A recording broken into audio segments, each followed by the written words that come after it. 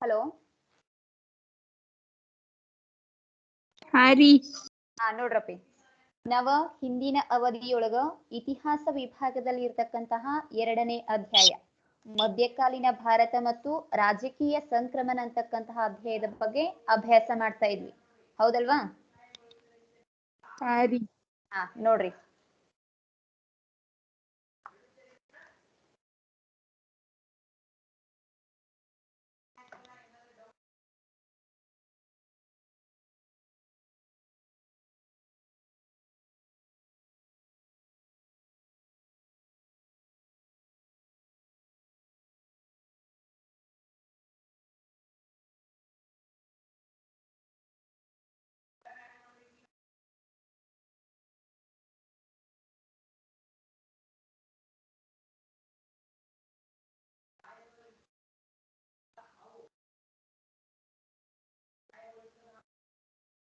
ನೋಡ್ರಿ ಮಧ್ಯಕಾಲೀನ ಭಾರತ ಮತ್ತು ರಾಜಕೀಯ ಸಂಕ್ರಮಣ ಅಂತಕ್ಕಂತಹ ಈ ಅಧ್ಯಾಯದೊಳಗ ನಾವು ಹಿಂದಿನ ಅವಧಿಯೊಳಗ ಟರ್ಕರ ಆಗಮನದೊಳಗ ಮೊಹಮ್ಮದ್ ಘಜ್ನಿ ಮತ್ತು ಮೊಹಮ್ಮದ್ ಘೋರಿ ಬಗ್ಗೆ ನೋಡಿದ್ವಿ. ಅರ್ಥ ಆಗೈತಲ್ರಿ ಅದೆಲ್ಲರಿಗೂ? ಹಾ ರೀ. ಕೊಟ್ಟಿರ್ತಕ್ಕಂತಹ ಹೋಮ್ವರ್ಕ್ ಅನ್ನ ಎಲ್ರು ಕಂಪ್ಲೀಟ್ ಮಾಡಿದಿರಿ? ಹಾ ರೀ. ಇನ್ನ ತದನಂತರದಲ್ಲಿ ಇವಾಗ ಏನಾಯ್ತಪ್ಪ ಅಂತಂದ್ರೆ ಟರ್ಕರ ಆಗಮನದ ಬಗ್ಗೆ ನೋಡಿದ್ವಿ. ಈಗ ಟರ್ಕರ ಸಂಸ್ಕೃತಿ ಅಂತಕ್ಕಂಥದ್ದು ಏನಾಯ್ತು, ಅವನತಿಯನ್ನ ಕೂಡ ಹೊಂದಿರತಕ್ಕಂತಹ ಅಂಶಗಳನ್ನ ಕೂಡ ನಾವ ನೋಡಿದ್ವಿ. ಟರ್ಕರು ಅವನತಿಯನ್ನ ಹೊಂದಿದ ತದನಂತರದಲ್ಲಿ ಉತ್ತರ ಭಾರತದಲ್ಲಿ ತಮ್ಮದೇ ಆಗಿರ್ತಕ್ಕಂತಹ ಹೊಸ ರಾಜ್ಯ ಮನೆತನವನ್ನ ಸ್ಥಾಪಿಸಿದವರು ಯಾರು ಅಂತಂದ್ರೆ ದೆಹಲಿ ಸುಲ್ತಾನರು. ಹಾಗಾದ್ರೆ ಇವಾಗ ಯಾರು ಬಂದ್ರಿ ಆಳ್ವಿಕೆಗೆ? ದೆಹಲಿ ಸುಲ್ತಾನರು. ದೆಹಲಿ ಸುಲ್ತಾನರು.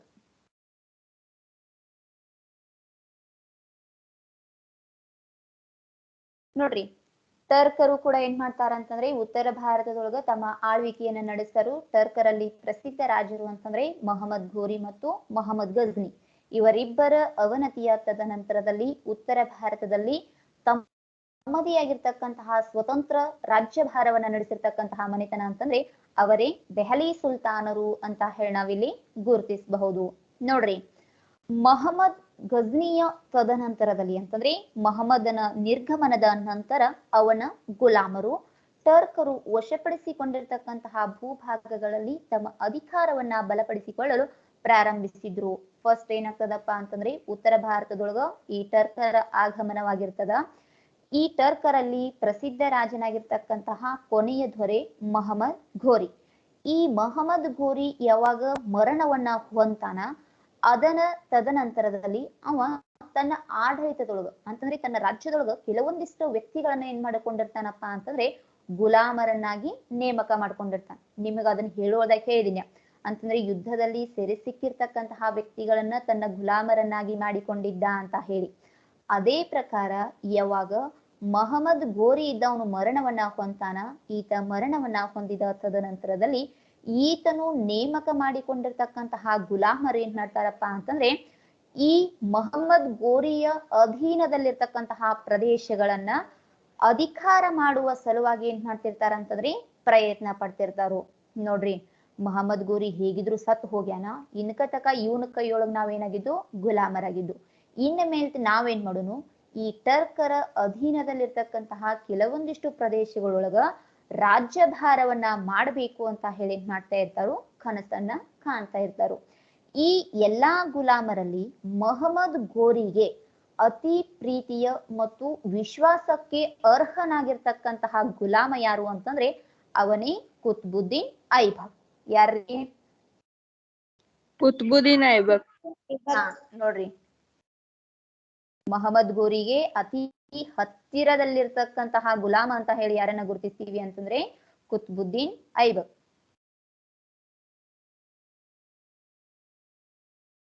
ಗುಲಾಮ ಅಂತಂದ್ರೆ ಗೊತ್ತೈತ್ರಿ ನಿಮ್ಗ? ಒಬ್ಬ ವ್ಯಕ್ತಿಯ ಕೈಯೊಳಗೆ ಏನಾಗಿರುದು ಅಂತಂದ್ರೆ ಅಧೀನದಲ್ಲಿ ಸೇವೆಯನ್ನ ಮಾಡ್ತಕ್ಕಂಥವ್ನು. ಹೀಗೆ ಈ ಮೊಹಮ್ಮದ್ ಘೋರಿಯ ಕೈಯೊಳಗ ಈ ಕುತುಬುದ್ದೀನ್ ಐಬಕ್ ಅಂತಕ್ಕಂತಹ ವ್ಯಕ್ತಿ ಏನಾಗಿದ್ದ ಅಂತಂದ್ರೆ ಗುಲಾಮನಾಗಿ ಸೇವೆಯನ್ನ ಸಲ್ಲಿಸ್ತಾ ಇದ್ದ. ಯಾವಾಗ ಮೊಹಮ್ಮದ್ ಘೋರಿ ಇದ್ದ ಮರಣವನ್ನ ಹೊಂತಾನೋ ಅವ ಕುತುಬುದ್ದೀನ್ ಐಬಕ್ ಏನ್ ಮಾಡ್ತಾನಂತಂದ್ರೆ ಈ ಟರ್ಕರ ಪ್ರದೇಶವನ್ನ ವಶಪಡಿಸಿಕೊಂಡು ನಾನೂ ಕೂಡ ರಾಜನಾಗಬೇಕು ಅಂತಕ್ಕಂತಹ ಕನಸನ್ನ ಏನ್ ಮಾಡ್ತಾನಂತಂದ್ರೆ ಕಾಣ್ತಾ ಇರ್ತಾನು. ಅದೇ ಪ್ರಕಾರ ಚೌಹಾನರು ಅಂತಂದ್ರೆ ರಜಪೂತ್ರೊಳಗ ಒಂದು ವಂಶ ಆಯ್ತು. ಚೌಹಾನರು ಅಂತಕ್ಕಂಥವ್ರು ಇದ್ರು ಗೊತ್ತಿತ್ರಿ? ಹಾರಿ ಚೌಹಾನರ ಪ್ರಸಿದ್ಧ ರಾಜ ಯಾರ್ರಿ? Prithviraj Chauhan. Yes, very good. ನೋಡ್ರಿ, ಪೃಥ್ವಿರಾಜ್ ಚೌಹಾನರ ರಾಜಧಾನಿ ಯಾವ್ದಾಗಿತ್ತಂತಂದ್ರೆ ದೆಹಲಿ. ಈ ಪೃಥ್ವಿರಾಜ್ ಚೌಹಾನನು ಮಾಡಿಕೊಂಡಿರ್ತಕ್ಕಂತಹ ರಾಜಧಾನಿ ಆಗಿರ್ತಕ್ಕಂತಹ ದೆಹಲಿಯನ್ನ ಈ ಕುತುಬುದ್ದೀನ್ ಐಬಕ್ ಏನ್ ಮಾಡ್ತಾನಪ್ಪ ಅಂತಂದ್ರೆ ಕೇಂದ್ರ ಪ್ರದೇಶವನ್ನಾಗಿ ಮಾಡಿಕೊಂಡು ತನ್ನ ರಾಜ್ಯಭಾರವನ್ನ ಮಾಡುವುದಕ್ಕೆ ಪ್ರಯತ್ನವನ್ನ ಪಡುತ್ತಾನೆ. ಹಾಗಾದ್ರೆ ಕುತುಬುದ್ದೀನ್ ಐಬಕ್ ಯಾವ ಪ್ರದೇಶವನ್ನ ಕೇಂದ್ರವಾಗಿ ಇಟ್ಕೊಳ್ತಾನ್ರಿ ಇಲ್ಲಿ? ದೆಹಲಿ. ನೋಡ್ರಿ, ಇದು ರಜಪೂತರ ರಾಜನಾಗಿರ್ತಕ್ಕಂತಹ ಪೃಥ್ವಿರಾಜ್ ಚೌಹಾನನ ರಾಜಧಾನಿ ಯಾವ್ದಾಗಿತ್ತಂತಂದ್ರೆ ದೆಹಲಿ. ಈ ದೆಹಲಿ ಪ್ರದೇಶವನ್ನ ಕುತುಬುದ್ದೀನ್ ಐಬಕ್ ಇದಾವ ಏನ್ ಮಾಡ್ತಾನಪ್ಪ ಅಂತಂದ್ರೆ ಕೇಂದ್ರ ಪ್ರದೇಶವನ್ನಾಗಿ ಮಾಡಿಕೊಳ್ಳುವುದರ ಮುಖಾಂತರ ಟರ್ಕರ ಸಾಮ್ರಾಜ್ಯವನ್ನ ಅಂತ್ಯಗೊಳಿಸಿ ದೆಹಲಿ ಸುಲ್ತಾನರ ಸಾಮ್ರಾಜ್ಯವನ್ನ ಏನ್ ಮಾಡ್ತಾನಂತಂದ್ರೆ ಎತ್ತಿಗಟ್ಟಿದ ಅಂತ ಹೇಳಿ ನಾವಿಲ್ಲಿ ಹೇಳ್ಬಹುದು. ಮತ್ತೆ ಭಾರತದಲ್ಲಿ ಇನ್ನಿತರ ಟರ್ಕ್ ಸೇನಾಧಿಪತಿಗಳು ಕೂಡ ಕುತುಬುದ್ದೀನ್ ಐಬಕನನ್ನ ತನ್ನ ರಾಜ ಅಂತ ಹೇಳಿ ಏನ್ ಮಾಡ್ತಾರೋ ಘೋಷಣೆ ಮಾಡ್ತಾರೋ. ನೋಡ್ರಿ, ಇನ್ನು ಏನ್ ಕೆಲವೊಂದಿಷ್ಟು ಜನ ಗುಲಾಮರು ಇರ್ತಾರಲ್ಲ, ಆ ಎಲ್ಲಾ ಗುಲಾಮರು ಕೂಡ ಏನ್ ಮಾಡ್ತಾರಪ್ಪ, ಹೌದು ಕುತುಬುದ್ದೀನ್ ಐಬಕನೇ ನಮ್ಮ ರಾಜ, ಇನ್ ಮೇಲೆ ಈ ಕುತುಬುದ್ದೀನ್ ಐಬಕ್ ಏನ್ ಹೇಳ್ತಾನಲ್ಲ ಅದನ್ನ ಕೇಳ್ಕೊಂಡು ನಾವು ನಿಷ್ಠಾವಂತರಾಗಿ ಏನ್ ಮಾಡ್ತೀವಿ, ರಾಜ್ಯಭಾರವನ್ನ ಮಾಡ್ತೀವಿ ಅಂತ ಹೇಳಿ ಘೋಷಣೆ ಮಾಡ್ತಾರೋ. ಇದರ ಪ್ರಕಾರ ಕುತುಬುದ್ದೀನ್ ಐಬಕ್ ಗುಲಾಮಿ ಸಂತತಿ ಅಂತಕ್ಕಂತಹ ಹೊಸ ಸಂತತಿಯನ್ನ ಏನ್ ಮಾಡ್ತಾನೋ ಪ್ರಾರಂಭ ಮಾಡುತ್ತಾನೆ. ಹಾಗಾದ್ರೆ ಕುತುಬುದ್ದೀನ್ ಐಬಕ್ನ ನೇತೃತ್ವದಲ್ಲಿ ಜಾರಿಗೆ ಬಂದಿರತಕ್ಕಂತಹ ಒಂದು ಸಂತತಿ ಅಂತಂದ್ರೆ ಗುಲಾಮಿ ಸಂತತಿ. ಯಾವ್ದ್ರಿ? ಗುಲಾಮಿ ಸಂತತಿ. ಯಾಕ ಈ ಕುತುಬುದ್ದೀನ್ ಸ್ಥಾಪನೆ ಮಾಡಿರ್ತಕ್ಕಂತಹ ಸಂತತಿಗೆ ಗುಲಾಮಿ ಸಂತತಿನ ಅಂತ ಹೇಳಿ ಯಾಕೆ ಕರೆದ್ರ ಅಂತಂದ್ರೆ, ಈ ಎಲ್ಲಾ ಕುತುಬುದ್ದೀನ್ ಐಬಕ್ ಆಗಿರ್ಬೋದು, ಇನ್ನಿತರ ಸೇನಾಧಿಪತಿಗಳೆಲ್ಲ ಏನಾಗಿದ್ರು, ಮಹಮ್ಮದ್ ಗೋರಿಯ ಗುಲಾಮರಾಗಿದ್ರು. ಗೊತ್ತೈತಲ್ರಿ ಗುಲಾಮರ್ ಅಂತಂದ್ರೆ? ಹೀಗೆ ತಾವು ಗುಲಾಮರಾಗಿ ಇನ್ನೊಬ್ಬರ ಕೈಯಲ್ಲಿ ಆಡಳಿತವನ್ನ ನಡೆಸ್ತಕ್ಕಂತಹ ಸಂದರ್ಭದಿಂದ ತಮ್ಮ ಒಂದು ಸಂತತಿಗೆ ಗುಲಾಮಿ ಸಂತತಿ ಅಂತ ಹೇಳಿ ಇವ್ರು ಏನ್ ಮಾಡ್ತಾರೋ ನಾಮಕರಣ ಮಾಡುತ್ತಾರೆ. ಅರ್ಥ ಐತ್ರಿ ಯಾಕೆ ಗುಲಾಮಿ ಸಂತತಿ ಅಂತ ಹೇಳಿ ಇವರ ಸಂತತಿಗೆ ಕರೆದ್ರು ಅನ್ನೋದು? ತಿಳಿತು? ಹೀಗೆ ಈ ಕುತುಬುದ್ದೀನ್ ಸ್ಥಾಪನೆ ಮಾಡಿರ್ತಕ್ಕಂತಹ ಸಂತತಿಗೆ ಗುಲಾಮಿ ಸಂತತಿ ಅಂತ ಹೇಳಿ ಏನ್ ಮಾಡಿದ್ರು, ಕರೆದ್ರು. ನೋಡ್ರಿ ಅಪ್ಪ, ದೆಹಲಿ ಸುಲ್ತಾನರೊಳಗನ ಈ ಸಂತತಿಗಳು ಬರ್ತಾವ. ಖಿಲ್ಜಿ ಸಂತತಿ, ಸೈಯದ್ ಸಂತತಿ, ಲೂದಿ ಸಂತತಿ ಅಂತ ಹೇಳಿ. ಅರ್ಥ ಆಗತ್ತತ್ರಿ? ಹೆಂಗ್ ರಜಪೂತ್ರೊಳಗ ಗುರ್ಜರ ಪ್ರತಿಹಾರರು, ಗಹಡ್ವಾಲರು, ಪರಮಾರರು, ಸೋಳಂಕಿಯರು, ಚಂದೇಲರು, ಚೌಹಾನರು ಅಂತ ಹೇಳಿ ಪಂಗಡಗಳಿದ್ದುಲ್ಲ, ಹಂಗ ಈ ದೆಹಲಿ ಸುಲ್ತಾನರೊಳಗ ಗುಲಾಮಿ ಸಂತತಿ, ಖಿಲ್ಜಿ ಸಂತತಿ, ತುಘಲಕ್ ಸಂತತಿ, ಸೈಯದ್ ಸಂತತಿ, ಲೂದಿ ಸಂತತಿ ಅಂತಕ್ಕಂತ 5 ಸಂತತಿಗಳಿದ್ದವು. ಎಷ್ಟು ಸಂತತಿ ಇದ್ದುರಿ? 5. ಹೀಗೆ ಈ ದೆಹಲಿ ಸುಲ್ತಾನರಲ್ಲಿ ಪ್ರಥಮ ಬಾರಿಗೆ ಬರ್ತಕ್ಕಂತಹ ಸಂತತಿ ಯಾವುದು ಅಂತಂದ್ರೆ ಅದೇ ಗುಲಾಮಿ ಸಂತತಿ ಅಂತ ಹೇಳಿ ನಾವಿಲ್ಲಿ ಕರಿತೀವಿ. ಈ ಗುಲಾಮಿ ಸಂತತಿಯ ಸ್ಥಾಪಕ ಯಾರ್ರಿ ಹಾಗಾದ್ರ? ಕುತುಬುದ್ದೀನ್ ಐಬಕ್. ಹೀಗೆ ಕುತುಬುದ್ದೀನ್ ಐಬಕನಿಂದ ದೆಹಲಿಯಲ್ಲಿ ಆರಂಭವಾಗಿರ್ತಕ್ಕಂತಹ ಟರ್ಕರ ಆಳ್ವಿಕೆಯನ್ನ ಖಿಲ್ಜಿ ಸಂತತಿ, ತುಘಲಕ್ ಸಂತತಿ, ಸೈಯದ್ ಸಂತತಿ ಮತ್ತು ಲೂದಿ ಮನೆತನಗಳು ಕೂಡ ಮೊಘಲರ ಆಗಮನದ ತದನಂತರದಲ್ಲಿ ಏನ್ ಮಾಡಿದ್ರು ಅಂತಂದ್ರೆ ಮುಂದುವರೆಸಿದ್ರು. ಹೇಗೆ ರಜಪೂತರ ಒಂದು ವಂಶದ ತದನಂತರದಲ್ಲಿ ಮತ್ತೊಂದು ವಂಶ ಅಧಿಕಾರಕ್ಕೆ ಬರ್ತಾ ಇತ್ತು, ಅದೇ ರೀತಿಯೊಳಗ ದೆಹಲಿ ಸುಲ್ತಾನರೊಳಗ ಫಸ್ಟ್ ಗುಲಾಮಿ ಸಂತತಿ ಆಡಳಿತಕ್ಕೆ ಬರುತ್ತದೆ. ಫಸ್ಟ್ ಗುಲಾಮಿ ಸಂತತಿ, ತದನಂತರದಲ್ಲಿ ಎರಡನೆಯದಾಗಿ ಖಿಲ್ಜಿ ಸಂತತಿ. ಯಾವ್ದ್ರಿ ಎರಡನೇ ಸಂತತಿ? ಖಿಲ್ಜಿ ಸಂತತಿ. ಒಟ್ಟ ಎಷ್ಟು ಸಂತತಿಗಳಿದ್ದುರಿ ಟೋಟಲ್ ಆಗಿ? 5. ದೆಹಲಿ ಸುಲ್ತಾನರೊಳಗ ನಮಗ್ ಸಂಪೂರ್ಣವಾಗಿ 5 ಸಂತತಿಗಳು ಬರ್ತಾವು.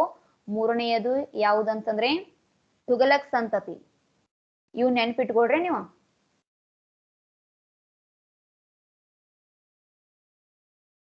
ತದನಂತರದಲ್ಲಿ 4ನೆಯದಾಗಿ ಯಾವುದಂತಂದ್ರೆ ಸೈಯದ್ ಸಂತತಿ. 5ನೇದು ಲೂದಿ ಸಂತತಿ. ಹೇಳ್ರಿ ಒಂದ್ಸರಿ ನೋಡು ಯಾವ್ಯಾವ ಸಂತತಿಗಳದಾವು?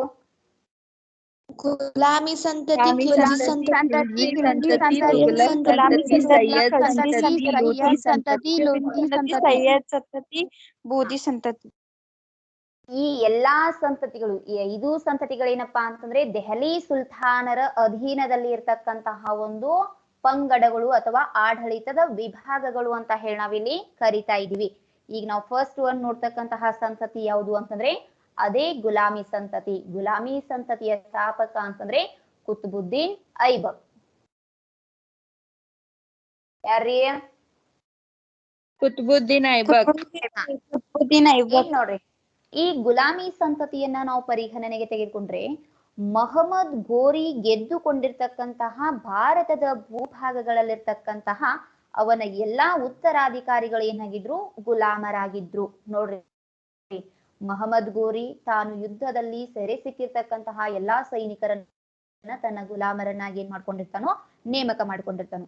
ಯಾವಾಗ ಮಹಮ್ಮದ್ ಗೋರಿ ನಾವು ಮರಣವನ್ನ ಹೊಂತಾನೋ ಅದೇ ಗುಲಾಮರಲ್ಲಿರ್ತಕ್ಕಂತಹ ಒಬ್ಬ ವ್ಯಕ್ತಿ ಮೂಲತಃವಾಗಿ ನಾಯಕನಾಗ್ತಾನೋ, ಅವನ ಉಳಿದಿರ್ತಕ್ಕಂತಹ ಎಲ್ಲಾ ಗುಲಾಮರು ಏನಾಗ್ತಾರಂತಂದ್ರೆ ಉತ್ತರಾಧಿಕಾರಿಗಳಾಗಿ ರಾಜ್ಯಭಾರವನ್ನ ನಡೆಸ್ತಾ ಇರ್ತಾರು. ಹೀಗೆ ದೆಹಲಿಯಲ್ಲಿ ಟರ್ಕರ ಅಧಿಪತ್ಯ ಸ್ಥಾಪಿಸಿರ್ತಕ್ಕಂತಹ ಕುತುಬುದ್ದೀನ್ ಐಬಕ್ ಸಹ ಗುಲಾಮನಾಗಿ ಏನಾಗಿರ್ತಾನಂತಂದ್ರೆ ರಾಜಪಟ್ಟವನ್ನ ಪಡೆದುಕೊಳ್ಳುತ್ತಾನೆ. ಇವನ ಉತ್ತರಾಧಿಕಾರಿ ಅಂತಂದ್ರೆ ಇವನ ಜೊತೆಗಿರ್ತಕ್ಕಂತಹ ಎಲ್ಲಾ ಸೈನಿಕರು ಕೂಡ ಏನಾಗಿರ್ತಾರೋ ಫಸ್ಟ್ ಗುಲಾಮರಾಗಿರ್ತಾರೋ, ತದನಂತರದಲ್ಲಿ ಉತ್ತರಾಧಿಕಾರಿಗಳಾಗಿ ಈ ಗುಲಾಮಿ ಸಂತತಿಯ ರಾಜ್ಯಭಾರವನ್ನ ಕೂಡ ನಡೆಸುತ್ತಾರೆ. ಇದರಿಂದ ಇವರ ಆಡಳಿತದ ಕಾಲವನ್ನ ಗುಲಾಮಿ ಸಂತತಿಯ ಆಳ್ವಿಕೆ ಅಂತಕ್ಕಂತಹ ಹೆಸರಿನಿಂದ ಕರೆಯಲಾಗುತ್ತದೆ. ತಿಳಿತ್ರಿ ಯಾಕೆ ಗುಲಾಮಿ ಸಂತತಿ ಅಂತ ಹೇಳಿ ಇವ್ರಿಗೆ ಕರೆದ್ರು ಅನ್ನೋದು? ಈ ಗುಲಾಮಿ ಮನೆತನದ ಸುಲ್ತಾನರಲ್ಲಿ ಐಬಕ್ ಮಾತ್ರವಲ್ಲದೆ ಇಲ್ತಮಶ್, ರಜಿಯಾ ಸುಲ್ತಾನ್ ಮತ್ತು ಬಲ್ಬನ್ ಅಂತಕ್ಕಂತಹ ರಾಜರು ಕೂಡ ಪ್ರಸಿದ್ಧ ರಾಜ್ಯಾಳ್ವಿಕೆಯನ್ನ ನಡೆಸಿದ್ರು ಅಂತಕ್ಕಂತಹ ಮಾಹಿತಿ ನಮಗೆ ಲಭ್ಯವಾಗುತ್ತವೆ. ನೋಡ್ರಿ, ಗುಲಾಮಿ ಸಂತತಿಯನ್ನ ಫಸ್ಟ್ ಸ್ಥಾಪನೆ ಮಾಡಿದವನು ಕುತುಬುದ್ದೀನ್ ಐಬಕ್. ಕುತುಬುದ್ದೀನ್ ಐಬಕ್ನ ತದನಂತರದಲ್ಲಿ ಇಲ್ತಮಶ್, ರಜಿಯಾ ಸುಲ್ತಾನ್ ಮತ್ತು ಬಲ್ಬನ್ ಅಂತಕ್ಕಂತಹ ಇನ್ನಿತರ ರಾಜರು ಕೂಡ ಏನ್ ಮಾಡಿದಾರೆ ಅಂತಂದ್ರೆ ಈ ದೆಹಲಿ ಸುಲ್ತಾನರ ಆಳ್ವಿಕೆಯಲ್ಲಿ ಗುಲಾಮಿ ಸಂತತಿಯನ್ನ ಹೆಚ್ಚು ಪ್ರಕಾರದಲ್ಲಿ ಪ್ರಚಾರವನ್ನಗೊಳಿಸಿದ್ರು ಅಂತ ಹೇಳಿ ನಾವಿಲ್ಲಿ ಗುರುತಿಸಬಹುದು. ಹಾಗಾದ್ರೆ ನಾವ್ ಇವಾಗ ಏನ್ ಮಾಡೋಣ ಅಂತಂದ್ರೆ ಅತಿ ಶ್ರೇಷ್ಠ ದೊರೆ ಅಂತ ಹೇಳಿ ಕರೆಸಿಕೊಂಡಿರ್ತಕ್ಕಂತಹ ಗುಲಾಮಿ ಸಂತತಿಯ ನಾಯಕನಾಗಿರ್ತಕ್ಕಂತಹ ಕುತುಬುದ್ದೀನ್ ಐಬಕ್ನ ಬಗ್ಗೆ ಏನ್ ಮಾಡೋಣ ಅಂತಂದ್ರೆ ನೋಡೋಣ.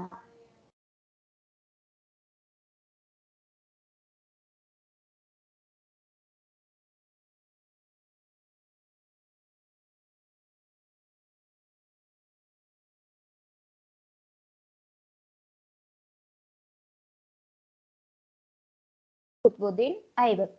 ಈ ಕುತುಬುದ್ದೀನ್ ಐಬಕ್ ಅಂತಕ್ಕಂತಹ ವ್ಯಕ್ತಿ ಭಾರತದಲ್ಲಿ ದೆಹಲಿ ಸುಲ್ತಾನರ ಆಳ್ವಿಕೆಗೆ ಭದ್ರ ಬುನಾದಿಯನ್ನ ಹಾಕಿರ್ತಕ್ಕಂತಹ ರಾಜ ಅಂತ ಹೇಳಿ ನಾವು ಇವನನ್ನ ಏನ್ ಮಾಡ್ತಾ ಇದೀವಿ? ಕರಿತಾ ಇದೀವಿ. ಅಂತಂದ್ರೆ ನಮ್ಮ ಉತ್ತರ ಭಾರತದಲ್ಲಿ ದೆಹಲಿ ಸುಲ್ತಾನರ ಆಳ್ವಿಕೆಯನ್ನ ಪ್ರಾರಂಭಿಸಿರ್ತಕ್ಕಂತಹ ಪ್ರಪ್ರಥಮ ರಾಜ ಅಂತ ಹೇಳಿ ನಾವು ಇವನನ್ನ ಏನ್ ಮಾಡ್ತಾ ಇದೀವಿ? ಕರಿತಾ ಇದೀವಿ. ಈತ ಅಫಘಾನಿಸ್ತಾನದ ತುರ್ಕಿ ಜನಾಂಗಕ್ಕೆ ಸೇರಿರ್ತಕ್ಕಂತಹ ಒಬ್ಬ ನಾಯಕ. ನೋಡ್ರಿ, ಈತನ ಜನಾಂಗ ಯಾವುದು ಅಂತಂದ್ರೆ ತುರ್ಕಿ ಜನಾಂಗ. ನೋಡ್ರಿ, ಎಕ್ಸಾಮ್ಗಳು ಸಾಕಷ್ಟು ಸಾರಿ ಇದನ್ನ ಕೇಳಲಾಗಿದೆ. ಕುತುಬುದ್ದೀನ್ ಐಬಕ್ಕನು ಯಾವ ಜನಾಂಗಕ್ಕೆ ಸೇರಿದವನು ಅಂತ ಹೇಳಿದ್ರೆ ಯಾವ ಜನಾಂಗ ರೀ? ಅಫ್ಘಾನಿಸ್ತಾನದ ಈತ ತುರ್ಕಿ ಅಂತಕ್ಕಂತಹ ಜನಾಂಗಕ್ಕೆ ಸೇರಿರ್ತಕ್ಕಂತಹ ಒಬ್ಬ ನಾಯಕನಾಗಿದ್ದು ಬಾಲ್ಯದಲ್ಲಿ ಈತನ ಪಾಲಕರು ನಿಶಾಪುರದ ಕಾಜಿಗೆ ಈತನನ್ನ ಗುಲಾಮನನ್ನಾಗಿ ಏನ್ ಮಾಡ್ತಾರಪ್ಪ ಅಂತಂದ್ರೆ ಮಾರಾಟ ಮಾಡುತ್ತಾರೆ. ನೋಡ್ರಿ, ನಿಶಾಪುರದ ಸುಲ್ತಾನನಿಗೆ.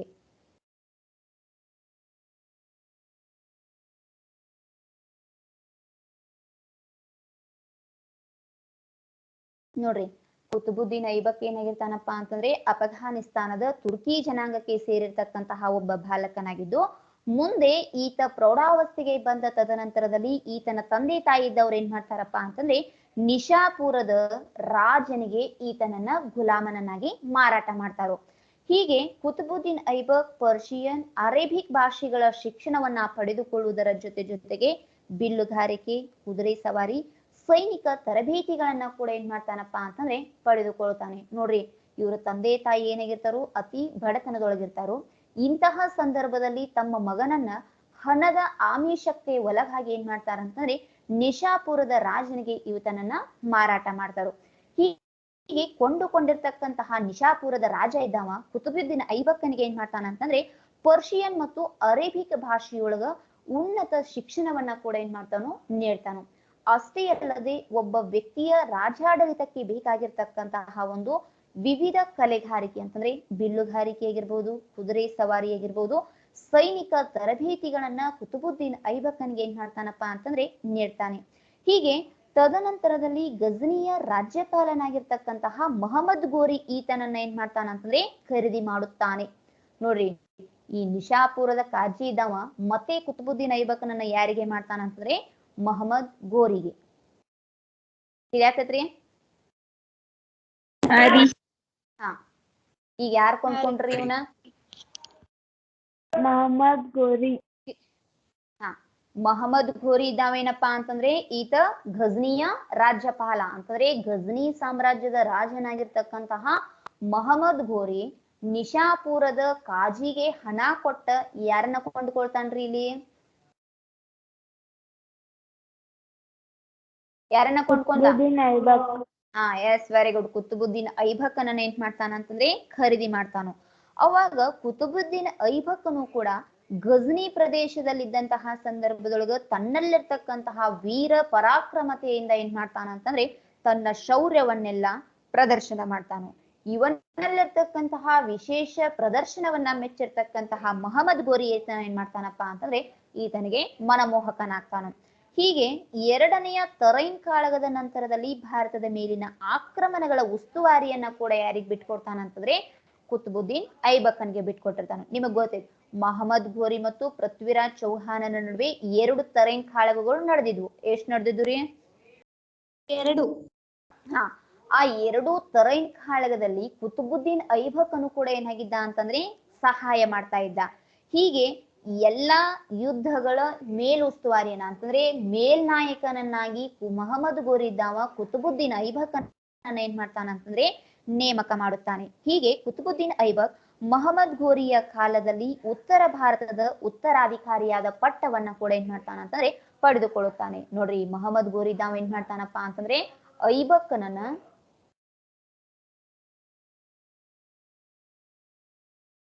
ಉತ್ತರಾಧಿಕಾರಿಯನ್ನಾಗಿ ನೇಮಕ ಮಾಡುತ್ತಾನೆ.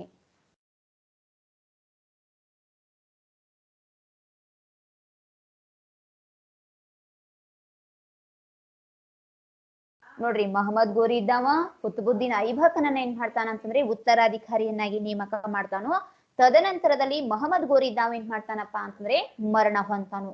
ಅವಾಗ ಮಹಮ್ಮದ್ ಗೋರಿ ಇದ್ದಾವ ಇವಾಗ ಮರಣವನ್ನ ಹೊಂತಾನೋ ಸಂಪೂರ್ಣವಾಗಿ ಆ ಒಂದು ಗಜ್ನಿ ಪ್ರಾಂತ್ಯದ ರಾಜ್ಯಭಾರವನ್ನ ಯಾರ ಪ್ರಾರಂಭ ಮಾಡ್ತಾರ ಅಂತಂದ್ರೆ ಕುತುಬುದ್ದೀನ್ ಐಬಕ್. ತಿಳಿತ್ರಿ ಇದ?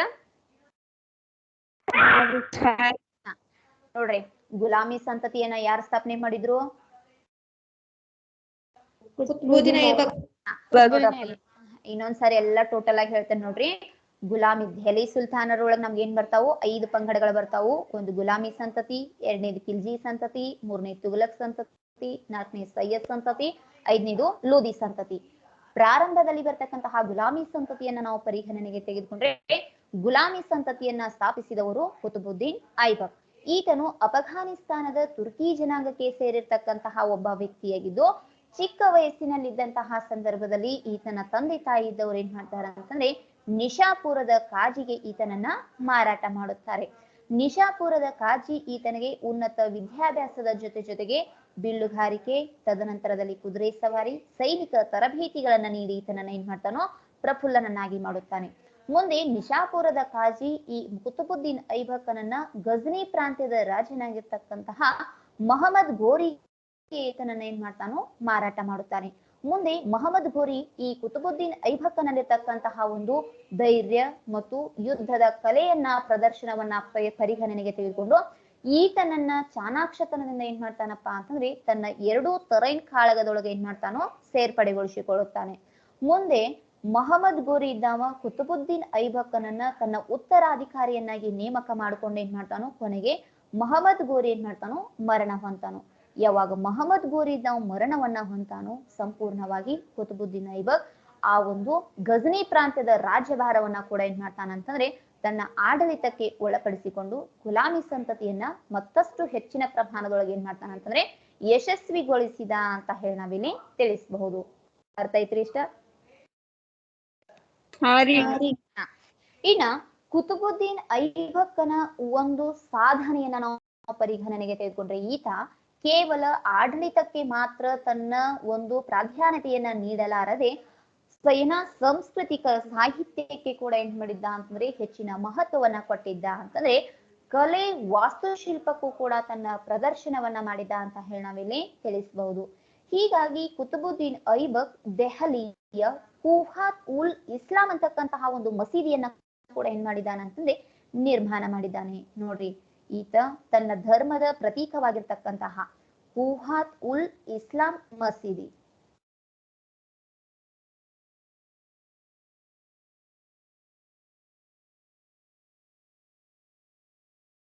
ನೆನಪಿಟ್ಕೊಡ್ರೆ ಇದನ್ನ ಯಾರು ಕಟ್ಟಿದಾರ್ರಿ ಇದನ್ನ?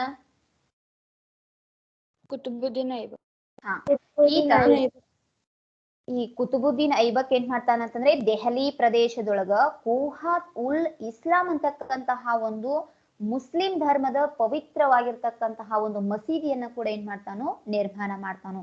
ಅದೇ ಪ್ರದೇಶದೊಳಗ ಈತ ಮತ್ತೊಂದು ಜನ ಮನಮೋಹಕವಾಗಿರ್ತಕ್ಕಂತಹ ದೆಹಲಿಯ ಕುತುಬ್ ಮಿನಾರನ್ನ ಕೂಡ ಏನ್ ಮಾಡಿದಾನಂತಂದ್ರೆ ಕಟ್ಟಿಸಿದ್ದಾನೆ. ನೋಡ್ರಿ, ಭಾರತದ ಅತ್ಯಂತ ಎತ್ತರದ ಗೋಪುರ ಅಂತಕ್ಕಂತಹ ಪ್ರಸಿದ್ಧತೆಯನ್ನ ಈ ಒಂದು ಏನಾಗಿದೆ ಕುತುಬ್ ಮಿನಾರ್ ಪಡೆದುಕೊಂಡಿದೆ.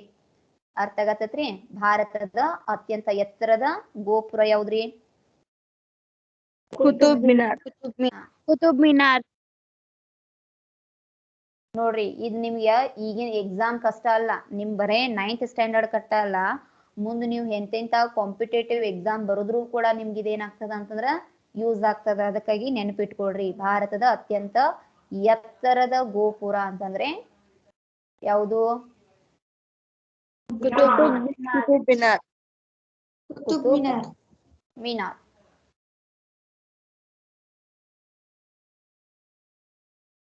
ಕುತುಬ್ ಮಿನಾರ್. ಈ ಕುತುಬ್ ಮಿನಾರ್ ಏನಾಗಿದೆ ಅಂತಂದ್ರೆ ಭಾರತದೊಳಗ ಎತ್ತರದ ಗೋಪುರ ಅಂತ ಹೇಳಿ ಹೆಸರಿನವಾಸಿಯಾಗಿದೆ. ನೋಡ್ರಿ, ಇದನ್ನ ಕುತುಬ್ ಮಿನಾರ್ ಅಂತಕ್ಕಂಥದ್ದು ಏನಾಗಿದೆ ಅಂತಂದ್ರೆ ಟೋಟಲ್ ಎಷ್ಟು ಅಡಿ ಎತ್ತರದೊಳಗಿದೆ ಅಂತಂದ್ರೆ 225 ಅಡಿ ಎತ್ತರ. ಕುತುಬ್ ಮಿನಾರ್ನ ಎತ್ತರ ಎಷ್ಟಿದೆ ಅಂತಂದ್ರೆ 225 ಅಡಿ ಎತ್ತರವಾಗಿದೆ.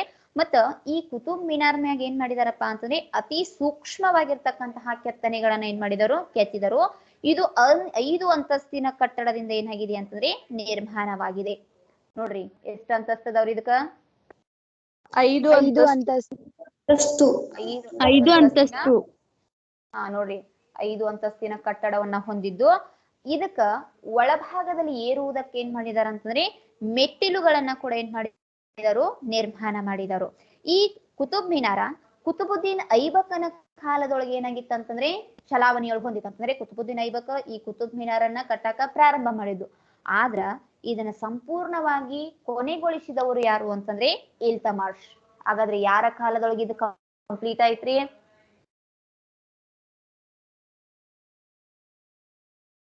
ಯಾರ ಕಾಲದೊಳಗೆ ಕಂಪ್ಲೀಟ್ ಆಯ್ತ? ಕೇಳಿಸತ್ತೈತ್ರಿ? ಹಲೋ ಹಲೋ ಕೇಳಿಸತ್ತೈತ್ರಿ? ನೋಡ್ರಿ, ಈ ಕುತುಬುದ್ದೀನ್ ಐಬಕ್ ಇದ್ದಾವ ಏನ್ ಮಾಡ್ತಾನಂತಂದ್ರೆ ದೆಹಲಿಯೊಳಗ ಕುಹಾತ್ ಉಲ್ ಇಸ್ಲಾಂ ಮಸೀದಿಯನ್ನ ಮಾತ್ರವಲ್ಲದೆ ಅದೇ ದೆಹಲಿ ಪ್ರದೇಶದೊಳಗ ಕುತುಬ್ ಮಿನಾರನ್ನ ಕೂಡ ಏನ್ ಮಾಡ್ತಾನೋ ನಿರ್ಮಾಣ ಮಾಡ್ತಾನೋ. ಈ ಕುತುಬ್ ಮಿನಾರ್ನ ವಿಶೇಷತೆಯನ್ನ ನಾವು ಪರಿಗಣನೆಗೆ ತೆಗೆದುಕೊಂಡ್ರೆ ಇದು 225 ಅಡಿ ಎತ್ತರವಾಗಿದ್ದು ಭಾರತದ ಅತ್ಯಂತ ಎತ್ತರದ ಗೋಪುರ ಅಂತಕ್ಕಂತಹ ಹೆಗ್ಗಳಿಕೆಗೆ ಭಾಜನವಾಗಿದೆ. ಮತ್ತು 5 ಅಂತಸ್ತಿನ ಕಟ್ಟಡದ ಜೊತೆಗೆ ಮೆಟ್ಟಿಲುಗಳಿಂದ ಕೂಡ ಇದೇನಾಗಿದೆ, ನಿರ್ಮಾಣವಾಗಿದೆ. ಈ ಕುತುಬ್ ಮಿನಾರನ್ನ ಕುತುಬುದ್ದೀನ್ ಐಬಕನ ಕಾಲದಲ್ಲಿ ನಿರ್ಮಾಣವಾಗಿ ಕೊನೆಗೆ ಇಲ್ತಮಷನ ಕಾಲದಲ್ಲಿ ಏನಾಯ್ತು ಅಂತಂದ್ರೆ ಅಂತ್ಯವಾಯಿತು. ತಿಳಿತ್ರಿ ಇಷ್ಟ?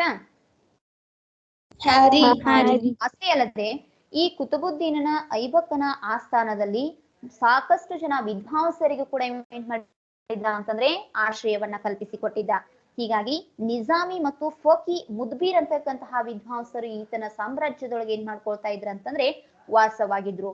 ಅಷ್ಟೇ ಅಲ್ಲದೆ ತಾಜುಲ್ ಮಾಸೀರ್ ಅಂತಕ್ಕಂತಹ ಐಬಕನ ಬಗ್ಗೆ ಮಾಹಿತಿ ನೀಡುವ ಕೃತಿ ಕೂಡ ಏನಾಗಿದೆ ಅಂತಂದ್ರೆ ಉಲ್ಲೇಖವಾಗಿದೆ. ನೋಡಿ, ನಾವು ಕುತುಬುದ್ದೀನ್ ಐಬಕನ ಬಗ್ಗೆ ಮಾಹಿತಿಯನ್ನ ಪಡೆದುಕೊಳ್ಬೇಕಾಗಿರ್ತಕ್ಕಂತಹ ಪ್ರಮುಖ ಗ್ರಂಥ ಅಂತಂದ್ರೆ ತಾಜುಲ್ ಮಾಸೀರ್.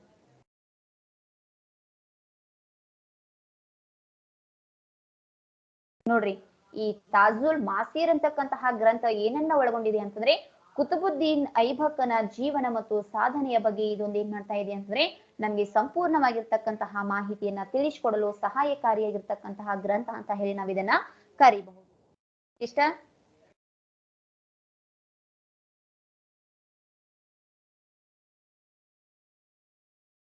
ಕೇಳಿಸತ್ತಲ್ರಿ? ನೋಡ್ರಿ, ಇವಾಗ ಕುತುಬುದ್ದೀನ್ ಐಬಕನ ಆಡಳಿತ ಅಂತಕ್ಕಂಥದ್ದು ಅಂತ್ಯವಾಗಿ ಕುತುಬುದ್ದೀನ್ ಐಬಕನ ತದನಂತರದಲ್ಲಿ ಆಡಳಿತಕ್ಕೆ ಬಂದಿರತಕ್ಕಂತಹ ಮತ್ತೊಬ್ಬ ಗುಲಾಮಿ ಸಂತತಿಯ ನಾಯಕ ಅಂತಂದ್ರೆ ಇಲ್ತಮಷ್. ಯಾರು ಬಂದ್ರಿ ಇವಾಗ ಆಡಳಿತಕ್ಕ? ನೋಡ್ರಿ, ಇಲ್ತಮಷ್.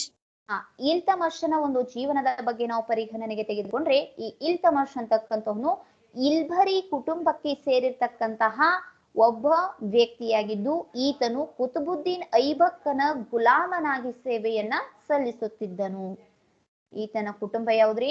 ಇಲ್ಬರಿ ಕುಟುಂಬ.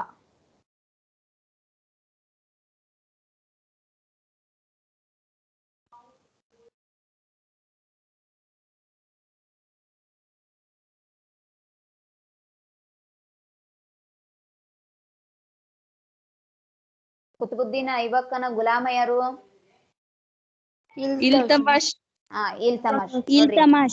ಈ ಇಲ್ತಮಷ್ ಅಂತಕ್ಕಂಥವನು ಇಲ್ಬರಿ ಕುಟುಂಬಕ್ಕೆ ಸೇರಿರ್ತಕ್ಕಂತಹ ವ್ಯಕ್ತಿಯಾಗಿದ್ದು ಈತನನ್ನ ಕುತುಬುದ್ದೀನ್ ಐಬಕ್ ಏನ್ ಮಾಡಿರ್ತಾನಪ್ಪಾ ಅಂತಂದ್ರೆ ಗುಲಾಮನನ್ನಾಗಿ ಸೇರ್ಪಡೆಗೊಳಿಸಿಕೊಂಡಿರ್ತಾನೋ. ಗ್ವಾಲಿಯರ್ ನಲ್ಲಿ ಆಡಳಿತಾಧಿಕಾರಿಯಾಗಿದ್ದ ಈತನು ಐಬಕನ ಉತ್ತರಾಧಿಕಾರಿಯಾದನು. ಮುಂದೆ ಈತ ಏನ್ ಮಾಡ್ತಾನಪ್ಪಾ ಅಂತಂದ್ರೆ ಗ್ವಾಲಿಯರ್ ಪ್ರದೇಶದೊಳಗ ಆಡಳಿತಾಧಿಕಾರಿಯಾಗಿದ್ದ. ನೋಡ್ರಿ, ಗ್ವಾಲಿಯರ್ ಪ್ರದೇಶದೊಳಗೆ ಏನ್ ಮಾಡ್ತಾ ಇದ್ದ ಅಂತಂದ್ರೆ ಆಡಳಿತ ಮಾಡ್ತಾ ಇದ್ದ.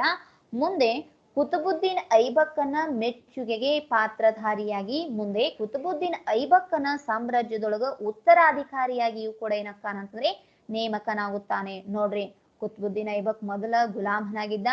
ಇವನಲ್ಲಿರ್ತಕ್ಕಂತಹ ವಿಶೇಷ ಪರಾಕ್ರಮವನ್ನ ಪರಿಗಣನೆಗೆ ತೆಗೆದುಕೊಂಡಿರ್ತಕ್ಕಂತಹ ಕುತುಬುದ್ದೀನ್ ಐಬಕ್ ಏನ್ ಮಾಡ್ತಾನಂತಂದ್ರೆ ತನ್ನ ಆಡಳಿತದ ಅಧಿಕಾರಿಯನ್ನಾಗಿ ಕೂಡ ಏನ್ ಮಾಡ್ತಾನೋ ನೇಮಕ ಮಾಡುತ್ತಾನೆ.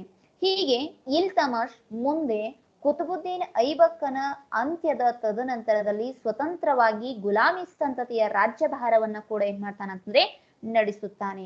ಹೀಗೆ ಇಲ್ತಮಷ್ ರಾಜನಾಗಿರ್ತಕ್ಕಂತಹ ಸನ್ನಿವೇಶವನ್ನ ಗಜ್ನಿಯ ದೊರೆಯಾಗಿರ್ತಕ್ಕಂತಹ ತಾಜುದ್ದೀನ್ ಎಲ್ದೋಸ್ ಮತ್ತು ಸಿಂಧ್ನ ರಾಜನಾಗಿರ್ತಕ್ಕಂತಹ ನಾಸಿರುದ್ದೀನ್ ಕಬಾಜ್ ಅಂತಕ್ಕಂತಹ ಇಬ್ಬರು ರಾಜರು ಏನ್ ಮಾಡ್ತಾರಂತಂದ್ರೆ ಸಹಿಸಿಕೊಳ್ಳುವುದಿಲ್ಲ. ನೋಡ್ರಿ, ಈತ ಫಸ್ಟ್ ಏನಾಗಿದ್ದ? ಗುಲಾಮನಾಗಿದ್ದ. ಈಗ ಅವನು ಸತ್ತ ನಂತರ ಇವು ರಾಜ ಆಗಿದಾನ. ಅದಕ್ಕಾಗಿ ಇವು ರಾಜ ಆಗೋದು ನಮ್ಗೆ ಯಾರಿಗೂ ಕೂಡ ಇಷ್ಟ ಇಲ್ಲ. ಇವನ್ ಏನ್ ಮಾಡ್ಬೇಕು? ರಾಜ್ಯ ಪಟ್ಟದಿಂದ ಕೆಳಗಿಳಿಸ್ಬೇಕು ಅಂತ ಹೇಳಿ ಇವರಿಬ್ರು ಏನ್ ಮಾಡ್ತಿರ್ತಾರೋ ಸಂಚ್ ಹಾಕ್ತಿರ್ತಾರೋ. ಆ ಇಬ್ರು ರಾಜರು ಯಾರ್ಯಾರ ಅನ್ನೋದನ್ನ ನೋಡ್ರಿ. ಫಸ್ಟ್ ರಾಜ ಯಾರಂತಂದ್ರೆ ತಾಜುದ್ದೀನ್ ಎಲ್ದೋಸ್. ಯಾರ್ರಿ?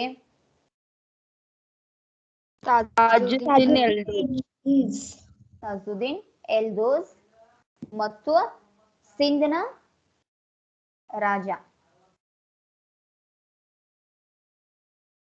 ಸಿಂಧ್ನ ರಾಜ ಯಾರಾಗಿದ್ರಂತಂದ್ರೆ ನಾಸಿರುದ್ದೀನ್ ಕಬಾಜ್.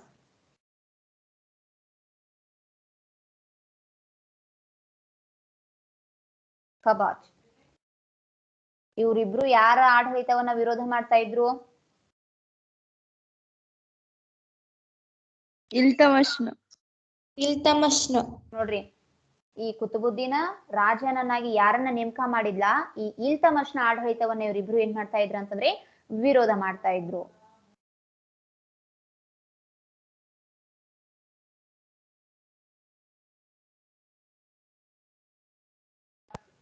ಇರಾತೈತಿ ಅಲ್ರಿ? ಏನ್ ಕನ್ಫ್ಯೂಸ್ ಆಗತ್ತತೆ? ನೋಡ್ರಿ, ಕುತುಬುದ್ದೀನ್ ಐಬಕ್ ಇದ್ದಾವ್ ಯಾರನ್ನ ರಾಜ ಮಾಡ್ತಾನ್ರಿ? ಇಲ್ತಮಷ್ನ ರಾಜ ಮಾಡ್ತಾನ. ಇಲ್ತಮಶ್ ರಾಜ ಆದದನ್ನ ತಾಜುದ್ದೀನ್ ಎಲ್ದೋಸ್ ಮತ್ತು ಸಿಂಧಿನ ರಾಜ ಆಗಿರ್ತಕ್ಕಂತಹ ನಾಸಿರುದ್ದೀನ್ ಖಬಾಸ್ ಇಬ್ರು ಏನ್ ಮಾಡ್ತಾರ ಅಂತಂದ್ರೆ ವಿರೋಧವನ್ನ ವ್ಯಕ್ತಪಡಿಸ್ತಾರು. ಹೀಗೆ ಇಲ್ತಮಶ್ ಈ ಇಬ್ರು ರಾಜರ ವಿರುದ್ಧ ಹೋರಾಟವನ್ನ ಮಾಡಿ ಈ ಇಬ್ಬರನ್ನು ಕೂಡ ಏನ್ ಮಾಡ್ತಾನಂತಂದ್ರೆ ಸೋಲಿಸ್ತಾನು. ತನ್ನ ಸ್ಥಾನವನ್ನ ಭದ್ರಪಡಿಸಿಕೊಂಡ ತದನಂತರದಲ್ಲಿ ರಣತಂಬೋರ್, ಮಾಂಡೋರ್, ಗ್ವಾಲಿಯರ್, ಭೀಲಾ, ಅಜ್ಮೀರ್, ಬನಾರಸ್, ಕನೋಜ್ ಅಂತಕ್ಕಂತಹ ಪ್ರದೇಶಗಳನ್ನ ವಶಪಡಿಸಿಕೊಳ್ಳುವುದರ ಮುಖಾಂತರ ಸ್ವತಂತ್ರವಾಗಿ ಗುಲಾಮಿ ಸಂತತಿಯನ್ನ ಮತ್ತಷ್ಟು ಪ್ರಮಾಣದೊಳಗೆ ಏನ್ ಮಾಡ್ತಾನಂತಂದ್ರೆ ವಿಸ್ತರಿಸ್ತಾನು. ಭಾರತದ ಮೇಲೆ ಪ್ರಪ್ರಥಮ ಬಾರಿಗೆ ಮಂಗೋಲರು ಅಂತಕ್ಕಂಥವ್ರು ಏನ್ ಮಾಡ್ತಿರ್ತಾರಂತಂದ್ರೆ ಮಂಗೋಲರು ಚೆಂಗೀಸ್ ಖಾನನ ನೇತೃತ್ವದೊಳಗೆ ಏನ್ ಮಾಡ್ತಾರೋ ದಾಳಿ ಮಾಡುತ್ತಾರೆ. ನೋಡ್ರಿ ಇಲ್ಲಿ ಇಷ್ಟೆಲ್ಲಾ ಪ್ರದೇಶಗಳನ್ನ ಈತ ವಶಪಡಿಸಿಕೊಳ್ತಾನೆ. ಆದರೆ ಈ ಪರಾಕ್ರಮಶಾಲಿಯಾಗಿರ್ತಕ್ಕಂತಹ ಇಲ್ತಮಶನ ಮೇಲೆ ಯಾರು ದಾಳಿ ಮಾಡ್ತಾರಂತಂದ್ರೆ ಮಂಗೋಲರು. ಯಾರು ಆಕ್ರಮಣ ಮಾಡಿದ್ರು? ಈ ಮಂಗೋಲರು ಯಾರ ನೇತೃತ್ವದೊಳಗಂತಂದ್ರೆ ಚೆಂಗೀಸ್ ಖಾನ್. ಮಂಗೋಲರ ರಾಜ ಯಾರಾಗಿದ್ರು ಇಲ್ಲಿ? ಚೆಂಗೀಸ್ ಖಾನ್. ಈ ಮಂಗೋಲರ ದೊರೆಯಾಗಿರ್ತಕ್ಕಂತಹ ಚೆಂಗೀಸ್ ಖಾನನ ನೇತೃತ್ವದೊಳಗೆ ಏನ್ ಮಾಡ್ತಾರಂತಂದ್ರೆ ಇಲ್ತಮಶ್ ಮೇಲೆ ದಾಳಿ ಮಾಡ್ತಾರೋ. ಇಷ್ಟಾದ್ರೂ ಕೂಡ ಇಲ್ತಮಶ್ ಈತ ಚೆಂಗೀಸ್ ಖಾನನನ್ನ ಏನ್ ಮಾಡ್ತಾನಂತಂದ್ರೆ ಸೋಲಿಸ್ತಾನು. ಈಗ ಚೆಂಗೀಸ್ ಖಾನನ್ನ ಸೋಲಿಸಿ ಇಲ್ತಮಶ್ ಮತ್ತಷ್ಟು ಯಶಸ್ವಿಯಾಗಿ ಏನ್ ಮಾಡ್ತಾನ ಅಂತಂದ್ರೆ ರಾಜ್ಯಭಾರವನ್ನ ಮಾಡ್ತಾನೋ. ಈತನ ಸಾಧನೆಗಳಿಂದಾಗಿ ಬಾಗ್ದಾನಿನ ರಾಜ ಅಂತಕ್ಕಂಥವನು ಇಲ್ತಮಶನಿಗೆ ಅಧಿಕೃತ ಅಧಿಕಾರ ಸಮ್ಮತಿ ಪತ್ರವನ್ನ ಕೂಡ ಏನ್ ಮಾಡ್ತಾನೋ ನೀಡುತ್ತಾನೆ. ನೋಡ್ರಿ, ಅಧಿಕೃತ ಅಧಿಕಾರ ಸಮ್ಮತಿ ಪತ್ರ ಅಂತಂದ್ರೆ ನಿನ್ನ ಜೀವ ಇರುವವರೆಗೂ ಕೂಡ ಈ ರಾಜ್ಯದ ರಾಜ ನೀನಾ ಅಂತ ಹೇಳಿ ಏನ್ ಮಾಡ್ತಾರೋ ಘೋಷಣೆ ಮಾಡುತ್ತಾರೆ. ತಿಳಿಯಾತದ್ರಿ? ಬಾಗ್ದಾನಿನ ಖಲೀಫ. ಬಾಗ್ದಾನಿನ ಖಲೀಫಾ ಅಂತಂದ್ರೆ ರಾಜ ಇದ್ದಾವ ಏನ್ ಮಾಡ್ತಾನಪ್ಪ ಅಂತಂದ್ರೆ ಇಲ್ತಮಶನಿಗೆ ಅಧಿಕೃತ ಅಧಿಕಾರ ಸಮ್ಮತಿ ಪತ್ರ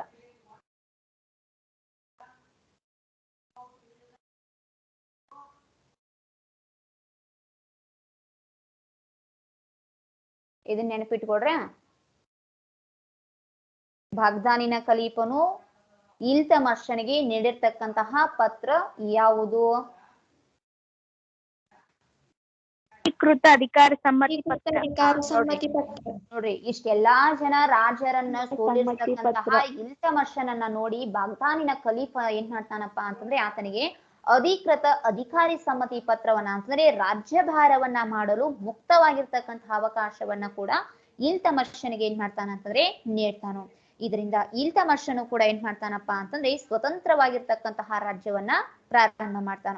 ಈತ ತನ್ನ ರಾಜ್ಯಭಾಳಿಕೆಯೊಳಗ ರಾಜ್ಯವನ್ನ ಅನೇಕ ಇಕ್ತಾಗಳನ್ನಾಗಿ ಕೂಡ ಏನ್ ಮಾಡ್ತಾನೋ ವಿಭಾಗ ಮಾಡ್ತಾನೆ. ಇಕ್ತಾ ಅಂತಂದ್ರೆ ವಿಭಾಗಗಳು.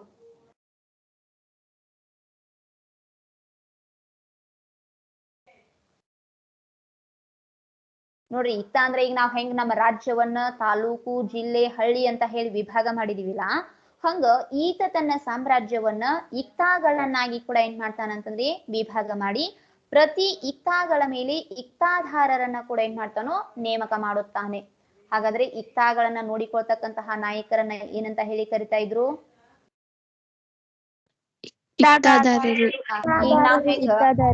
ನೋಡ್ರಿ, ಈಗ ಹೆಂಗ ನಮ್ಮ ಒಂದು ದೇಶವನ್ನ ನಾವು ರಾಜ್ಯಗಳನ್ನಾಗಿ, ಜಿಲ್ಲೆಗಳನ್ನಾಗಿ, ತಾಲೂಕುಗಳನ್ನಾಗಿ, ಹಳ್ಳಿಗಳನ್ನಾಗಿ ನೇಮಕ ಮಾಡಿ ಪ್ರತಿ ಒಂದು ಏನ ಸಂಸ್ಥೆಗಳಂತಂದ್ರೆ ಪ್ರತಿ ಒಂದು ಆಡಳಿತದ ಮೇಲೆ ಹೇಗೆ ರಾಜಕಾರಣಿಗಳನ್ನ, ಅಧಿಕಾರಿಗಳನ್ನ ನೇಮಕ ಮಾಡಿದೀವಿಯೋ ಹಂಗ ಈ ಏನ್ ಮಾಡ್ತಾನಪ್ಪ ಅಂತಂದ್ರೆ ಇಲ್ತಮಶ್ ತನ್ನ ಸಾಮ್ರಾಜ್ಯವನ್ನ ಇಕ್ತಾಗಳನ್ನಾಗಿ ವಿಭಾಗ ಮಾಡಿ ಪ್ರತಿ ಇಕ್ತಾಗಳ ಮೇಲೆ ಒಬ್ಬೊಬ್ಬ ನಾಯಕನನ್ನ ಅಂತಂದ್ರೆ ಆಡಳಿತ ಅಧಿಕಾರಿಯನ್ನ ನೇಮಕ ಮಾಡ್ತಾನೋ. ಆ ಆಡಳಿತ ಅಧಿಕಾರಿಗೆ ಇಕ್ತಾಧಾರರು ಅಂತಕ್ಕಂತಹ ಹೆಸರಿನಿಂದ ಕೂಡ ಏನ್ ಮಾಡ್ತಿರ್ತಾನೋ ಕರಿತಾ ಇರ್ತಾನೋ. ಅಷ್ಟೇ ಅಲ್ಲದೆ ಆಡಳಿತದಲ್ಲಿ ಸಲಹೆ ಸೂಚನೆಯನ್ನ ನೀಡುವ ಸಲುವಾಗಿ 40 ಸರದಾರರ ಕೂಟವನ್ನ ಕೂಡ ಏನ್ ಮಾಡ್ತಾನೋ ನೇಮಕ ಮಾಡುತ್ತಾನೆ. ಇದು ಇಂಪಾರ್ಟೆಂಟ್ ಐತ್ ನೋಡ್ರಿ. ತನಗ ರಾಜ್ಯಭಾರವನ್ನ ಮಾಡ್ತಕ್ಕಂತಹ ಸಂದರ್ಭದೊಳಗೆ ಏನಾದ್ರೂ ಒಂದ ಸಿಚುವೇಶನ್ ಒಳಗೆ ಏನಾದ್ರೂ ಒಂದ್ ಸಂಕಷ್ಟ ಬಂದಿತ್ತು, ಸಾಮ್ರಾಜ್ಯವನ್ನ ಹೀಗೆ ನಡೆಸ್ಬೇಕು, ಈಗ ಏನಾದ್ರೂ ಒಂದ ಬರಗಾಲ ಬಿದ್ದಿರ್ತದ, ಇದಕ್ಕೆ ಏನಾದ್ರೂ ಒಂದ್ ಸೂಕ್ತ ಪರಿಹಾರವನ್ನ ನೀಡ್ಬೇಕಾಗಿತ್ತಂತಂದ್ರ, ಪ್ರಜೆಗಳಿಗೆ ಏನಾದ್ರೂ ತೊಂದರೆ ಆಗತ್ತಿತ್ತಂತಂದ್ರೆ ಅವರ ಸಮಸ್ಯೆಗಳನ್ನ ಬಗೆಹರಿಸುವ ಸಲುವಾಗಿ ಏನಾದ್ರೂ ಮಾಹಿತಿಗಳನ್ನ ನೀಡುವ ಸಲುವಾಗಿ ಏನ್ ಮಾಡ್ತಾನಂತಂದ್ರೆ 40 ಜನ ಅಧೀನ ಸೈನಿಕರನ್ನ ಒಳಗೊಂಡಿರ್ತಕ್ಕಂತಹ ಒಂದು ಒಕ್ಕೂಟವನ್ನ ಕೂಡ ಏನ್ ಮಾಡ್ತಾನೋ ನೇಮಕ ಮಾಡ್ತಾನೋ. ಇದಕ್ಕೆ 40 ಸರದಾರರ ಕೂಟ ಅಂತ ಹೇಳಿ ಕೂಡ ಕರೆಯುತ್ತಾನೆ. 40 ಸರದಾರರ ಕೂಟ.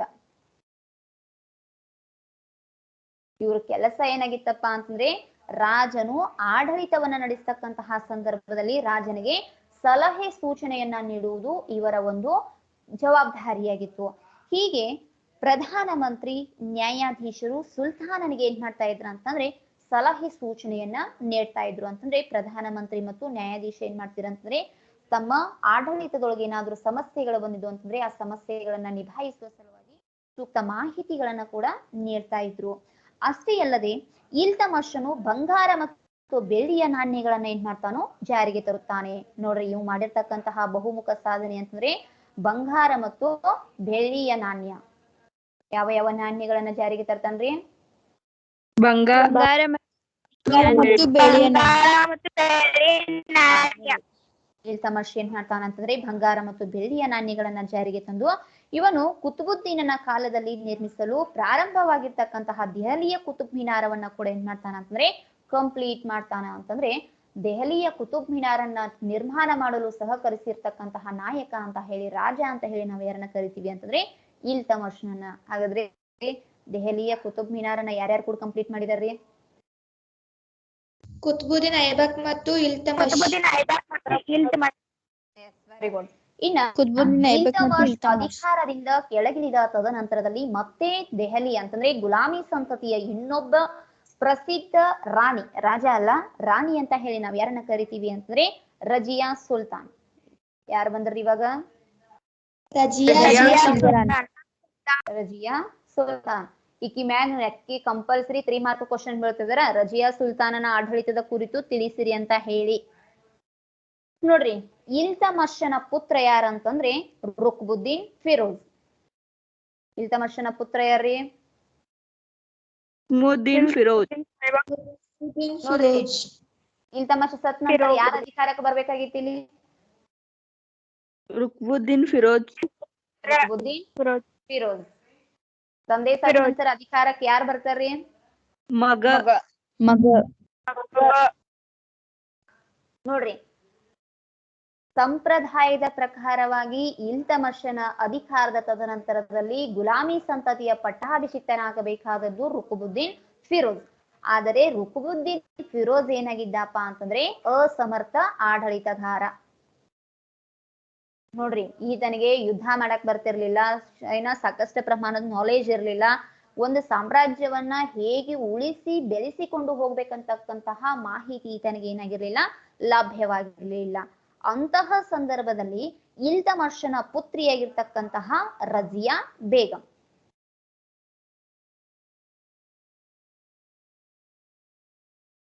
ಈ ರಜಿಯಾ ಬೇಗಂ ಇದ್ದವಳು ಏನಾಗ್ತಾಳಪ್ಪ ಅಂತಂದ್ರೆ ಈ ಒಂದು ಗುಲಾಮಿ ಸಂತತಿಯ ಪಟ್ಟಾಭಿಷಿಕ್ತವನ್ನ ಕೂಡ ಏನ್ ಮಾಡ್ತಾಳ ಅಂತಂದ್ರೆ ಪಡೆದುಕೊಂಡು ಉತ್ತರಾಧಿಕಾರಿ ಅಂತ ಹೇಳಿ ಕರೆಸಿಕೊಳ್ಳುತ್ತಾಳೆ.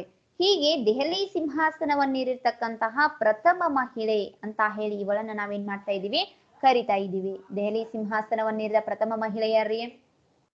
ರಜಿಯಾ ಬೇಗಂ. ಈ ರಜಿಯಾ ಬೇಗಂಳ ಒಂದು ಬಿರುದು ಯಾವುದು ಅಂತಂದ್ರೆ ಸುಲ್ತಾನ.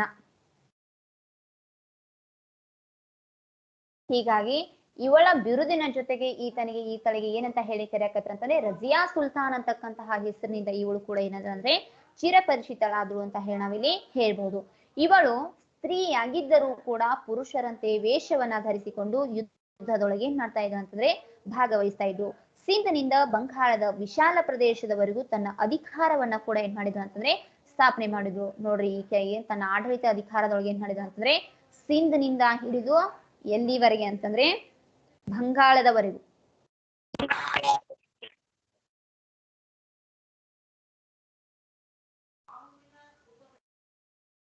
ಎಲ್ಲಿಂದ ಎಲ್ಲಿವರೆಗೆ ವಶಪಡಿಸಿಕೊಂಡ್ರಿ? ಸಿಂಧನಿಂದ ಹಿಡಿದು ಬಂಗಾಳದವರೆಗೂ ಕೂಡ ಎಲ್ಲಾ ರಾಜ್ಯರನ್ನ ಸೋಲಿಸಿ ಆ ಎಲ್ಲಾ ಪ್ರದೇಶಗಳನ್ನ ವಶಪಡಿಸಿಕೊಂಡು ಮತ್ತಷ್ಟು ಗುಲಾಮಿ ಸಂತತಿಯನ್ನ ಏನ್ ಮಾಡಿದ್ರು ಅಂತಂದ್ರೆ ವಿಶಾಲಗೊಳಿಸಿದ್ರು ಅಂತ ಹೇಳಿ ನಾವು ಇವಳನ್ನ ಕರಿತಾ ಇದೀವಿ.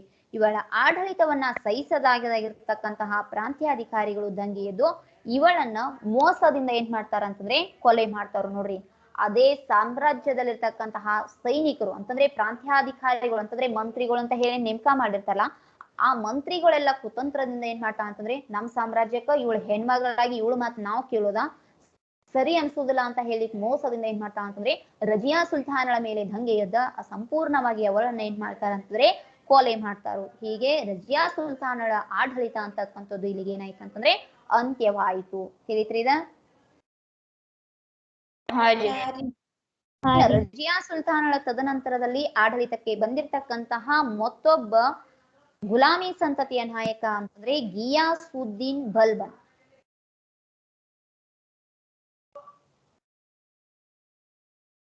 ಗಿಯಾಸ್ ಉದ್ದೀನ್ ನೋಡ್ರಿ, ಬರಿಬೇಕಂದ್ರ ಹಿಂಗ ಬರಿಬೇಕ, ನೀವೆಲ್ಲಾ ಕೂಡಿ ಬರೆಯೋದಿಲ್ಲ.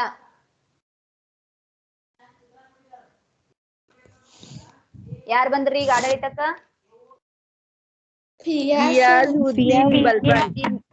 ಗಿಯಾಸುದ್ದೀನ್ ಬಲ್ಬನ್. ರಜಿಯಾ ಸುಲ್ತಾನದ ತದನಂತರದಲ್ಲಿ ದೆಹಲಿಯ ಸಿಂಹಾಸನವನ್ನೇರಿದ ರಾಜ ಯಾರು ಅಂತಂದ್ರೆ ಅವನಿಗೆ ಗಿಯಾಸುದ್ದೀನ್ ಬಲ್ಬನ್ ಅಂತ ಹೇಳಿ ನಾವು ಇವನನ್ನ ಕರಿತೀವಿ. ಈ ಗಿಯಾಸುದ್ದೀನ್ ಬಲ್ಬನ್ ದೆಹಲಿಯ ಇಲ್ತಮಷನಿಗೆ ಗುಲಾಮನಾಗಿದ್ದ. ಯಾರ ಗುಲಾಮರಿವ? ದೆಹಲಿಯ ಇಲ್ತಮಷ್. ಇಲ್ತಮಷ್. ಇಲ್ತಮಷ್ ಯಾರ ತದನಂತರದಲ್ಲಿ ಗಿಯಾಸುದ್ದೀನ್ ಬಲ್ಬನ್ ಕುತುಬುದ್ದೀನ್ ನಂತರ. ನಂತರ ನೋಡ್ರಿ, ಇಲ್ತಮಷನ್ಗೆ ಈತ ಗುಲಾಮನಾಗಿದ್ದ. ಆದ್ರ ಬಲ್ಬನ್ ಏನಾಗಿದ್ದಪ್ಪ ಅಂತಂದ್ರ ಬಹಳಷ್ಟು ಶಾನೆ ಆಗಿದ್ದ. ಅಂತಂದ್ರೆ ಬಹಳಷ್ಟ ಅವನೊಳಗೆ ಏನಾಗಿತ್ತ ಅಂತಂದ್ರೆ ಅಪಾರ ಪ್ರಮಾಣದ ಬುದ್ಧಿ ಆಗಿರ್ಬೋದು, ಇವನಲ್ಲಿರ್ತಕ್ಕಂತಹ ಸದ್ಗುಣಗಳು, ಇವನಲ್ಲಿರ್ತಕ್ಕಂತಹ ರಾಜನಿಗೆ ತೋರಿಸ್ತಕ್ಕಂತಹ ಪ್ರೀತಿ ಕಾಳಜಿ ಎಲ್ಲವುಗಳು ಕೂಡ ಏನಾಗಿದ್ವು ಅಂತಂದ್ರೆ ಅತ್ಯುತ್ತಮವಾಗಿದ್ದವು. ಹೀಗಾಗಿ ಈತ ಟರ್ಕಿ ಗುಲಾಮರ ಕೂಟದ ಒಳಗೆ ಏನಾದ ಅಂತಂದ್ರೆ ಸದಸ್ಯತ್ವ ಸ್ಥಾನವನ್ನ ಪಡೆದುಕೊಂಡ. ಅಂತಂದ್ರೆ ಏನ ಎಲ್ಲಾ ಟರ್ಕರ್ ಇದ್ರಲ್ಲ, ಈ ಟರ್ಕರ್ ಒಳಗ ಎಲ್ಲಾ ಗುಲಾಮರ ಮೇಲೆ ಏನಾದಪ್ಪ ಅಂತಂದ್ರೆ ಒಬ್ಬ ಸದಸ್ಯನಾದ.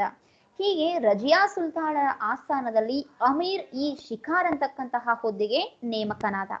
ನೋಡ್ರಿ, ಯಾವ ಹುದ್ದೆ ಅಂತಂದ್ರೆ ಅಮೀರ್ ಇ ಶಿಕಾರ್.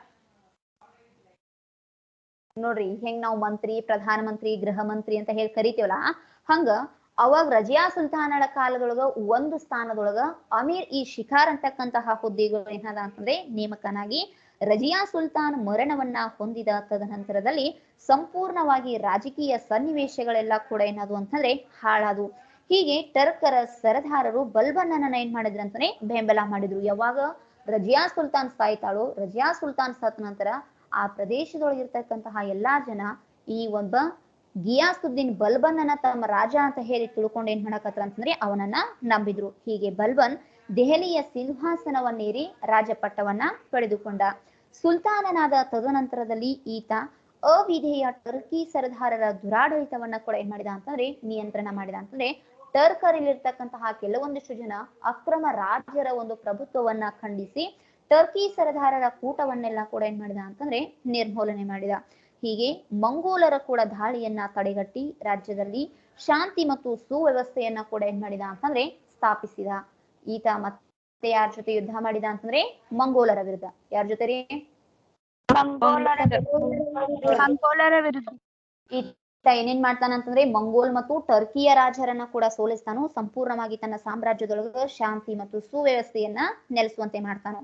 ಆಸ್ಥಾನದ ದರ್ಬಾರಿನಲ್ಲಿರ್ತಕ್ಕಂತಹ ಸಂಪ್ರದಾಯ ಮತ್ತು ಶಿಷ್ಟಾಚಾರಗಳನ್ನ ಕೂಡ ಜಾರಿಗೆ ತರ್ತಾನ. ಅಂತಂದ್ರೆ ಸಂಪೂರ್ಣವಾಗಿ ಸಾಮ್ರಾಜ್ಯದೊಳಗೆ ಏನಿರ್ಬೇಕು, ಪ್ರಜೆಗಳಿಗೆ ಅಂತಂದ್ರೆ ಪ್ರಜೆಗಳಿಗೆ ತಕ್ಷೇಮವನ್ನ ನೋಡ್ಕೊಳ್ಬೇಕು, ರಾಜನಿಗೆ ಎಲ್ಲರೂ ಕೂಡ ವಿಧೇಯರಾಗಿರ್ಬೇಕು ಅಂತಕ್ಕಂತಹ ಪದ್ಧತಿಯನ್ನ ಜಾರಿಗೆ ತಂದು ಪರ್ಷಿಯನ್ ಶೈಲಿಯ ಆಡಂಬರದ ವೇಷಭೂಷಣವನ್ನ ಕೂಡ ಏನ್ ಮಾಡ್ತಾ ಇದ್ದ ಅಂತಂದ್ರೆ ಧರಿಸ್ಕೊಳ್ತಾ ಇದ್ದ.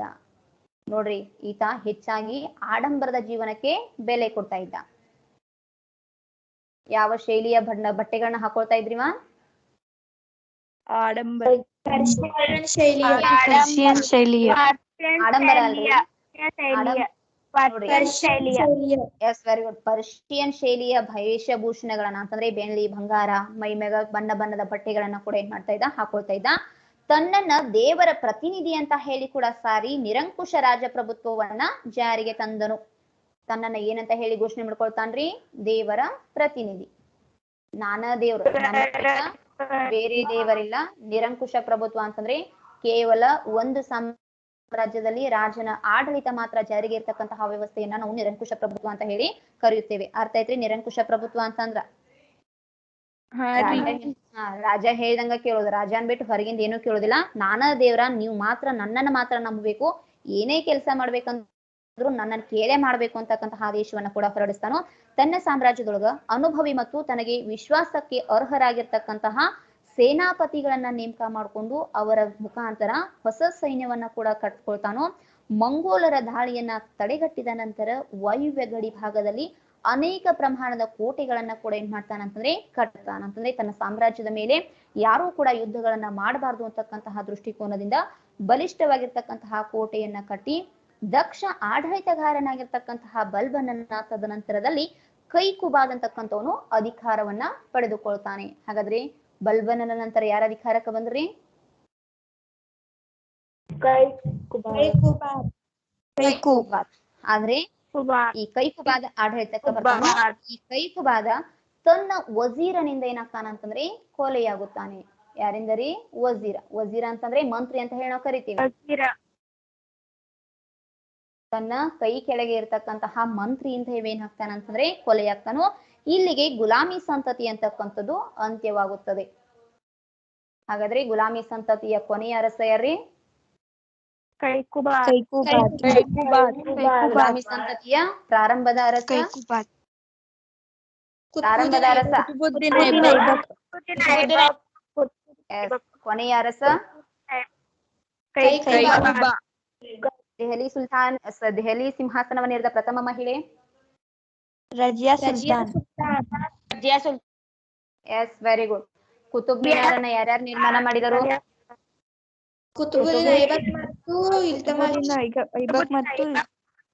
S, very good. ಇದು ಎಷ್ಟು ಅಡಿ ಎತ್ತರದೊಳಗೆ ಐತ್ರಿ? ಎಷ್ಟು ಅಂತಸ್ತನ್ನ ಹೊಂದಿದೆ? 5 ವೆರಿ ಗುಡ್. ನೋಡ್ರಿ, ಎಲ್ಲಾರ್ಗು ತಿಳಿತ್ರಿ? ಯಾರಿಗೇನಾದ್ರೂ ತಿಳಿಲಿಲ್ಲ, ಏನಾದ್ರೂ ಸಮಸ್ಯೆ ಇತ್ತು, ಡೌಟ್ಸ್ ಇತ್ತು ಅಂತಂದ್ರೆ ಕೇಳ್ಬಹುದು.